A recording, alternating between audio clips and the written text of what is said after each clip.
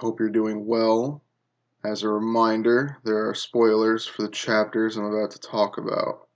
Also, there are timestamps in the description for where I'd start each chapter. And with that, let's get started. First up is One Piece, which is back from break. It starts with a color page of the Straw Hats hanging out together. We get to the chapter properly and see that Big Mom is arguing with Perospero. Perospero doesn't like the alliance, but Big Mom says it was her idea. Perospero's skeptical, but Big Mom gets angry, so he backs off. We then see that Marco's there too, though it seems as though Perospero asked him to help him against Kaido, which is no longer the case, seeing as how Big Mom stopped Perospero. Big Mom says Marco's better than helping the Straw Hats, and that it's sad how the remnants of Whitebeard have lost their way. Marco disagrees, saying that Big Mom is using the word remnant wrong. Continuing, saying that everyone who left the Whitebeard pirates is free. Big Mom gets intimidating, for lack of a better word, saying he's right and to do as he will. Carrot then seems to have seen Perospero and wants to avenge Pedro. Wanda is seemingly following her. Luffy keeps moving forward as the others keep telling him to, as we cut to the banquet hall to see Maria playing a song for some of her followers, maybe. We also see Yamato still chasing after Momo and Shinobu, who are running away from him as Maria keeps playing her song. We cut to Kaido versus the Red Scabbards. They continue to fight as Kaido can now seemingly change his breath from fire to lightning. We then see Nekomamushi hit Kaido, followed by Kamamatsu, who also attacks, and the two hits seem to do damage to Kaido, but not by much, as he swats Kamamatsu away, as he then gets hit by Inuyarashi. Kiku and Izo then attack Kaido, but Kaido is just getting pissed off at this point, saying that none of their attacks were like Odin's, yet he's still getting hurt, which he doesn't seem to know why. Kaido uses his flame breath, but Raizo catches it in his ninja scroll. He then wraps the scroll around Kaido and sends the fire breath back at Kaido, again causing damage. The Beast Pirates are concerned, seeing how much damage Kaido is taking, when we see a flashback of Odin wanting to teach some of the Scabbards his sword techniques. They refuse, which confuses Odin. Toki tells him that they refused because they would kill each other to prove who was the best of his disciples because he loves them that much. We then see Kinemon, Denjiro, Ashura Doji, and Inuyarashi take up Odin's two-sword style stance. Kaido gets pissed, saying they're wasting their time with cheap imitations of Odin, as he starts to use another flame breath. However, just as he's about to do it, the four samurai attack with Odin's X/attack, hitting Kaido right where Odin did, right in his X scar, which seems to have caused a lot of damage. And that was the chapter. It was good. It was nice to see One Piece back as a whole, and the fighting with Odin and the Red Scabbards is always entertaining. The matchups are going nicely now that we're seeing that Marco and Big Mom are about to fight, and even all the other ones set up the last chapter, and a lot of it will start really getting good, I think. My theory would be that soon enough we'll be getting a break from it to see how the rest of the world is on fire, and then we'll cut back, and then each individual matchup's story will end up getting us all hooked into what's going on. Or another thought prediction of mine was that Kaido will end up obliterating the Red Scabbards, maybe even killing them, and then it'll be the emotional hook for Luffy and a couple of the others to really fight Kaido now, because we care about Kinemon and Momonosuke, so if they were to get hurt or killed, then there's the emotional attachment to the arc. But in any event, I look forward to next week. I'd give that chapter a B. Next up is My Hero Academia. It starts with a military plane flying towards the battle. One of the people inside it says to get there faster. The pilot then tells this individual that they'll get there when they can, and for them to sit down because they're not fully healed. Who this person is, I'm not sure. My, I guess, first guess would almost be Best Jeanist. That would be really funny if it was someone else, like maybe even someone from Vigilantes or something, I don't know. We cut to the heroes mobilizing in an effort to stop Gigantomachia. It's their fault. Their leader more or less says it's the hero's fault. This is all happening and to save as many people as they can and no matter what. Skeptic says the heroes are incoming towards Gigantomachia. Compress sees that he's using satellite images to see what's going on and says it's handy. Skeptic says a sizable force is coming, but as he's talking, Compress interrupts, spotting Uraraka and Asui. Toga then notices and asks Compress for her equipment, which he gives to her. She starts to run off after Uraraka to get her answer. Compress tries to stop her, but fails. Spinner, however, tells her that she's not the only one feeling messed up over twice, and that she better come back to them, showing how much they've grown as a group. We cut to Uraraka telling everyone that Gigantomachia is in sight and that they need to hurry up with the evacuation. So he is helping get civilians to safety when a large chunk of a building is seemingly thrown at her. It seems Uraraka and Asui got away unscathed from that. When an old woman asks for their help, saying her husband was stuck somewhere. Uraraka tells Asui to take the civilians that she saved to safety as she goes and helps the old woman. The old woman can seem to move fast. When Uraraka brings it up, the old woman says it's because of her husband's love that she can move. Uraraka gains some resolve from this, saying that they'll save him. Then it turns out that the old woman was Toga after all, and she then slips into an abandoned building as Uraraka follows her. Uraraka searches the building as Toga talks to Uraraka. Toga then surprise attacks and pins Uraraka down. She then asks what Uraraka is going to do with her. Uraraka then gets angry that Toga killed the old woman just to ask that question. She then tells her that she's trying to save every life she can, and if Toga gets in her way, she will stop her. Toga, at least to me, looks conflicted by that answer, and that was the chapter. It was good. Seeing Uraraka-Toga confrontation should be interesting. No My Hero next week, so we'll have to see where it goes from here. Again, good overall. The arc continues. I don't know where it's going to go. Maybe Horikoshi will surprise me. I don't know. But overall, I'd give that chapter a B. Next up is Black Clover. It starts with the devil thinking about Asta's words before getting into his backstory and the devil lore as a whole. He explains that the underworld is a boring place, so devils beat up those beneath them constantly. Asta's devil was apparently born without magic and was beaten daily, because he was also small. The highest form of entertainment for the devils is messing with humans. They all want to do it and get to the human world.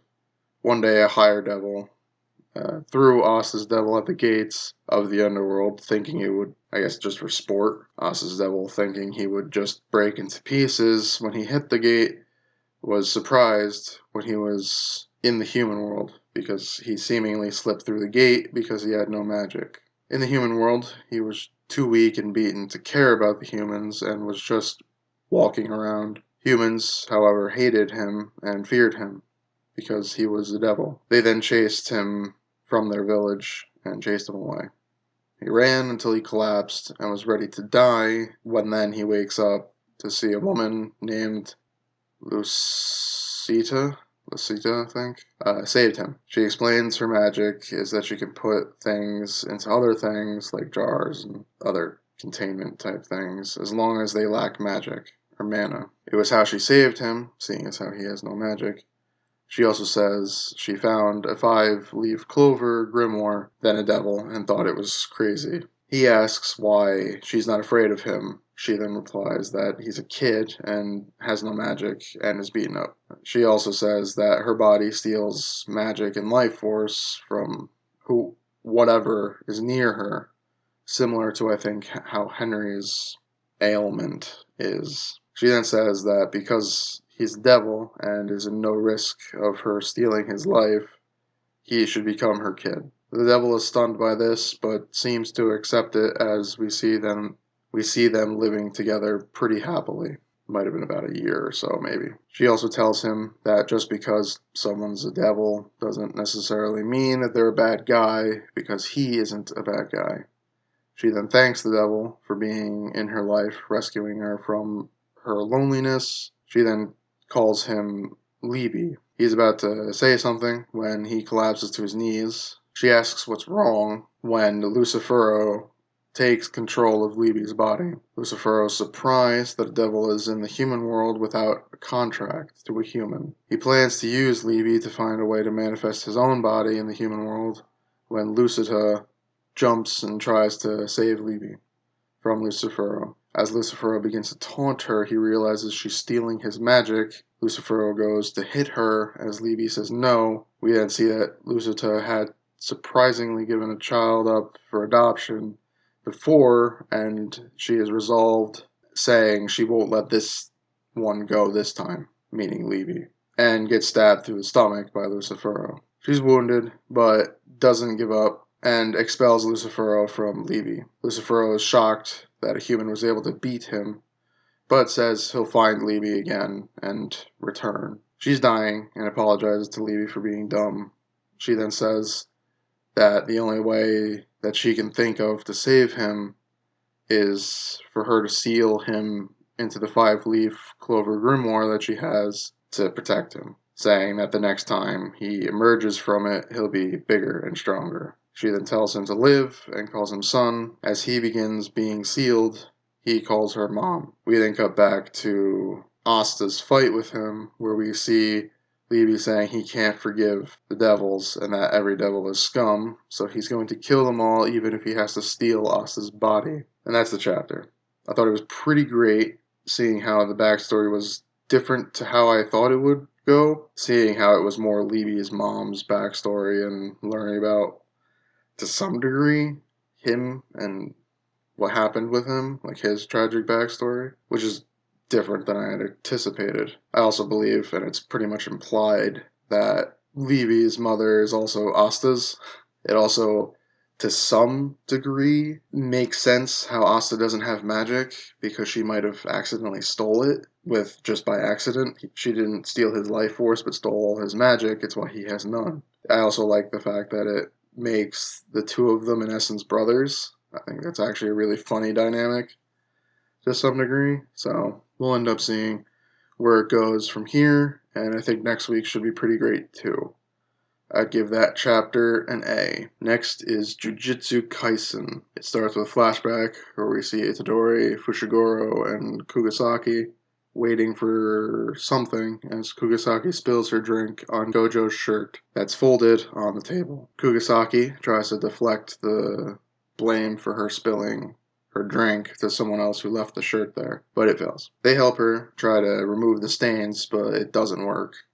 Itadori thinks it should be a cheap shirt and asks Fushiguro to look it up, but then he tells them it's really expensive. They then agree to seem to buy a new one by splitting paying for it between the three of them. As they think to do this, Gojo walks in and they seem to stuff the shirt into Fushiguro's shirt, which causes Gojo to be very confused by what's going on, and laughter from Itadori and Kugasaki as Fushiguro's aggravated. We then cut back to the present and see Itadori's looking at Kugasaki, who looks dead. Seeing Kugasaki and all the other mounting failures, Itadori's resolve collapses. Mahito, taking the opportunity to attack Itadori with his own black flash, relishes in what he's done, especially to Itadori. Mahito continues his assault, beating Itadori, taunting him as he does so, saying how there are two sides of the same coin.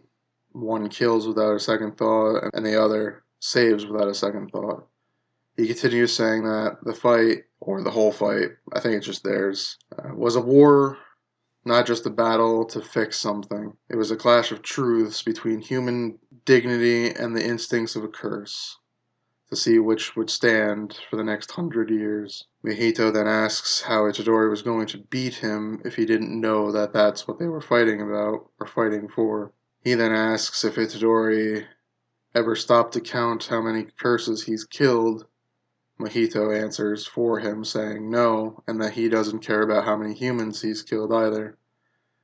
He finishes saying he'll forget Itadori too, as he's about to kill him when Itadori disappears. We then see Todo saved Itadori by seemingly switching spots with Mahito. Mahito remembers Hinama struggling against him, Todo. We then meet a first year from Todo's school who says he's treated Kugisaki but thinks she's still dead. Todo tells the first year Ariata, I think, to help Itadori, then yells at Itadori to get up because the battle's just begun. That was the chapter. It was a good chapter, adding one more flashback to add to the sting of Kugisaki being down, whether alive or dead. She's done for now in the story and the fight, the whole thing. And Itadori's reaction continues to make Mahito a very hateable villain, despite saying certain things that, if a sympathetic character had said it, would actually make you not side with them, but at least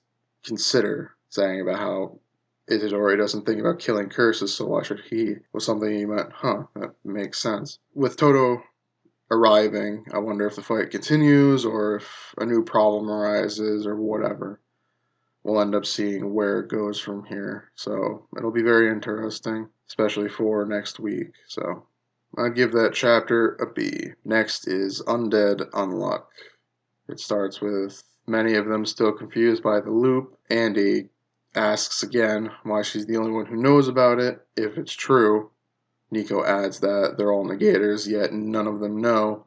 They're seemingly unaffected by any change that Apocalypse makes to the world, so they should have known if it was a normal change. Juiz says that there are a number of ways to find out, but for her, she uses the arc to experience the loop firsthand. Top and Titania are confused when Andy asks for proof.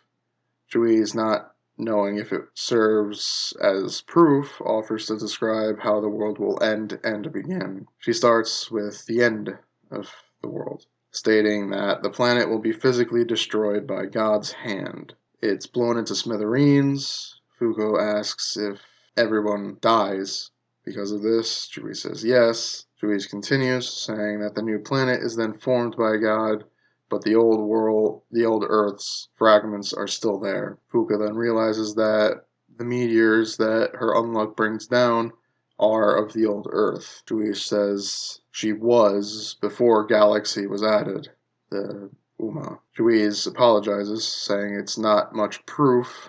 She then adds that her proof for her loop is that Andy has a mole on the back of his right ear. Fuko and Andy are confused, and then Fuko looks at it and looks at the back of his ear and sees the mole is there.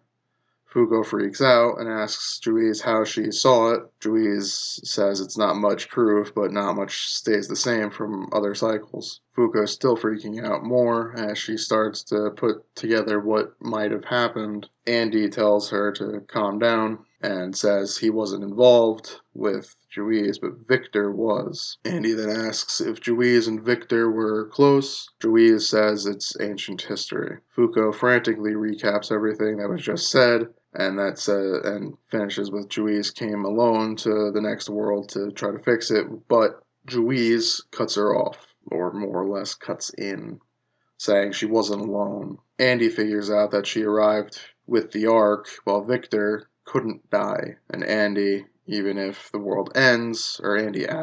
if even if the world ends, he won't die. Juiz says that's correct. Juiz says that there are two ways to avoid the rule: die or kill God. Juiz then says that the loop info somehow was leaked, so it's all her fault that Billy betrayed them. She continues saying she would atone with her life, but there are things that need to be done, so she asks if they'll follow her. She's about to get onto all fours and beg, maybe, but Chen seems to stop her from doing it. The rest agree she doesn't need to, and Andy adds that he believes in her and her version of justice. In the background, we see Phil and Ishin doing something. We then see Ishin place a new round table in front of Juiz, and he asks if it's okay if they get started, which Juiz says yes, and thank you. Juiz resumes the round table meeting, saying that they know of the quests, but they also need now to find the original round table and Billy's location, because leaving Billy unchecked would lead to many innocent deaths.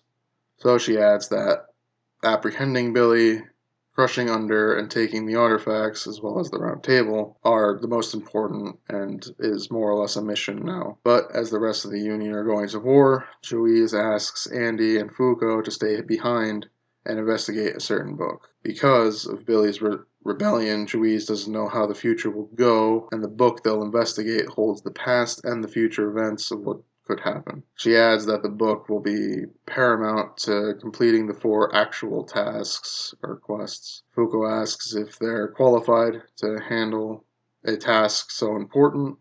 Juiz says yes, and that she prefers if they handle it because the book is the manga Fuko was reading in the beginning of the series. Fuko is stunned, and that's how the chapter ends. It was a good chapter. It added character to Juiz and gave them all the motivation to keep going. I do wonder what the next few chapters will be, as it'll probably be more explaining of the world and the events that led up to where we are now. So it should be pretty interesting in that front, but we'll end up seeing how the next couple of weeks go. So overall, I'd give that a B. Next is We Never Learn. It starts with Mafuyu helping Noriyuki up during the fireworks thing. Mafuyu says she feels that something like that happened to her before. Noriyuki remembers something similar. It then cuts to several years later where we see Mafuyu walking down the hall of the school, not looking any different. A few female students are enamored with her, as we then see Noriyuki walking behind Mafuyu, carrying a tall stack of papers. She helps him because he ends up dropping the papers. The students wonder who he is before realizing he's the new teacher that graduated there. We then see that he is now a teacher at the high school that he graduated from, and that he is being supervised by Mafuyu to get acclimated, I think.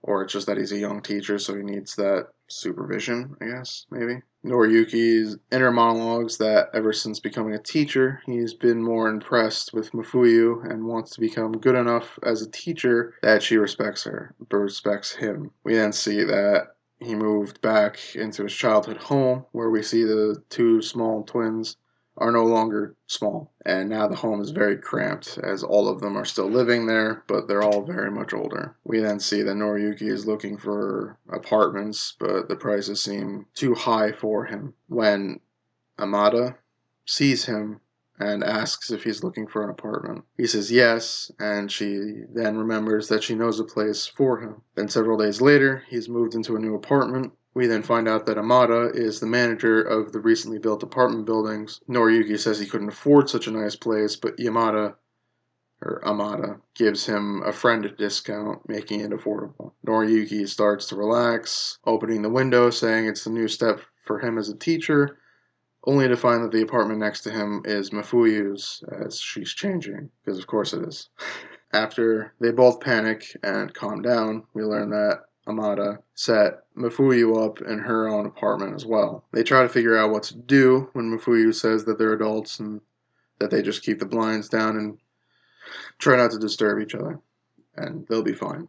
Noriyuki has a perverted thought after they've separated, but shakes it off and starts to make plans for how he'll use his day to clean up and then work on his lesson plan. But before he can, there's a knock at his window, and Mafuyu, as he's opening the window, jumps through and asks for his help because, of course, her apartment's already filthy, as she clearly hasn't changed too much from when we last saw her. So Noriyuki then helps her clean it up. And the next day, they're back at school, and she says to keep it a secret, and Noriyuki in her monologue saying that it adds to her charm. That was the chapter. It was fine. I'm not sure how this arc will go, but I'm a bit iffy on it, personally. I'm going to finish the whole series. I've made it this far. I might as well see it through to the end. But this arc already feels lackluster compared to most of the other ones. So we'll see how it goes, and hopefully it gets better. But for this chapter, I'd give it a C. Next up is Mashle, Magic and Muscles. It starts with a flashback with Abel's mom being generous to everyone, as Abel's telling this story of her being generous and so on. He continues, saying his mom was killed because she was giving out food to the poor and tried to stop someone from hoarding it. The man that killed her said that they were all lucky, oh so very lucky, meaning the nobles, and finished saying that this was her comeuppance, her death. Abel disagrees with his mother, believing that the dregs of society are there for a reason and that they cannot live in harmony. Nobles and the poor, I think is what he means. To fulfill his plan, he gathered talented people who were dissatisfied with the world like him. He also admits that he did things he shouldn't have, but to achieve his goal, he did them. He finishes saying Mash can't change his mind. Mash, however, counters him by saying that there are bad people on every level. Abel somewhat counters, saying that the majority of them are at the bottom, meaning the bad guys. Mash then says that would be a problem, then repeats it because Abel didn't answer him the first time. Abel then says he heard him the first, said, I heard you. Mash then moves on, asking if where Lemon is, since Abel lost. Abel then hesitates, but then releases all the students he had. Mash says that's cool, that he's relieved that Abel's reason for doing what he did was because of his mom, meaning he is not all bad. The students are freed, and Mash, Lemon, and Finn are celebrating. Abel thinks for a moment before saying they're fools. Mash and Co. are still celebrating. Lemon and Finn hug Mash, thanking him. Lemon thanks him again and says that she really means it. Mash pauses, then says he's really glad she's safe. She then blushes and calls him a clod. He asks why. Then Dot shows up and they all celebrate some more. Then Finn asks where Lance is. We then cut to where Lance is walking down a hallway when Rain confronts him, attacking him the same way he did for Mash. Lance deflects the attack, and Rain's spider says it was a max magic counter, I think. Lance asks how he was found out. Rain replies saying that guilty until proven innocent is more expedient. Lance then transforms into someone else, saying it was just a guess, huh? Rain then asks why someone from a dark magic organization is at the school, and if they resist, he'll kill them. The dark mage says they're searching for something. Rain asks for what, but the dark mage just says it was important and that it should be in the school. They then say that Abel was searching for it too, but couldn't find it. Searching for them. Rain wants more info, but the Dark Mage says no because they're not friends. And if only friends can ask such intimate questions, such personal questions. The Dark Mage remembers he has to kill Abel for failing and doesn't have time, so he's going to leave. Rain goes after him, but a new enemy arrives, John Pierre the Cannibalist. So that's a title. Arrives to stop Rain. Rain begins to worry as the Dark Mage is too strong for Mash and company, and that they'll be beaten pretty handily as the Dark Mage makes his way towards Abel. And that was the chapter. It was a pretty fun chapter. Mash and his friends celebrating a lot, and Abel probably becoming one of their friends will be really interesting to see because the whole manga is ridiculous. So I look forward to how the next few chapters will go. Probably another fight and maybe a loss for Mash. I don't know. I would be surprised if Abel was killed by this Dark Mage, but you never know. But overall, I'd give that chapter a B. Last up is Chainsaw Man. It starts with Kobani finally getting a perfect score on the dancing game she's still on. She turns to see that Chainsaw Man is back, seemingly watching her. She asks why she was dancing when Makima answers saying, why indeed?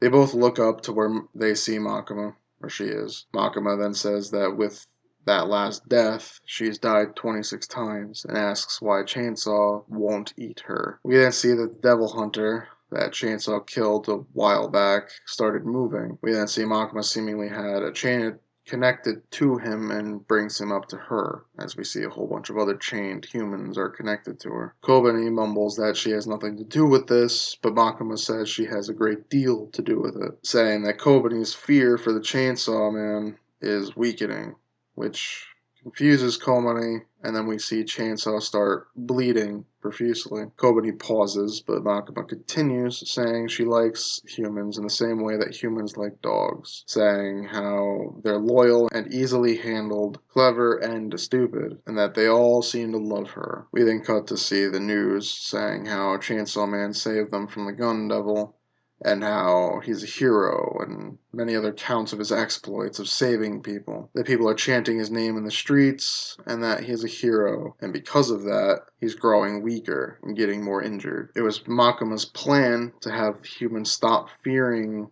Chainsaw to make him weak and injured. She then asks Chainsaw how it feels to be eaten himself. She then summons Angel and uses 1,000 years to attack Kobani. Well, to attack Chainsaw, but we find out that she's actually aiming for Kobani. Makima then taunts Chainsaw, saying he probably has enough strength to dodge the attack himself, but does Kobani. She then attacks, but Chainsaw jumps in the way to save Kobani. Makima saw it coming, saying, quote-unquote, he's a true hero, as we then see Chainsaw collapse in a pool of his own blood. Makima looks down at him, and with a look of disappointment, she just simply sighs. We then see the people no longer fearing chainsaws, the weapon itself. It was a great chapter. That was the chapter, and it was a great chapter at that. For Makima pulling out, the win to seeing Komani finishing her dancing, to that finished plot line. It all continues just to surprise me. In truth, this is one of the hardest ones to predict, because you are in for a ride. If you turn your brain off and you just read what's there, you'll find something special. Chainsaw Man is a very excellent manga as a whole, and this chapter was no different. I absolutely have no idea where it's going, and next week is an absolute must-read. Amongst all these chapters, this one is the only one that is a must-read, so I look forward to next week. And once again, as I haven't said it in a while, but Makima is the devil, and I'd give that chapter an A. That's all the chapters. It was a good week. Nothing was on break this week, but next week my hero's off, which is fine. Everyone needs a break, which is always good. So I look forward to how next week pans out, and we'll end up seeing as a whole. I hope you enjoyed hearing my recaps as I finally realized what this whole series is. It's just me recapping and giving some of my ideas. So I hope you enjoyed. If you did, please do leave a like. It helps in any way you can, and as always, thank you for watching.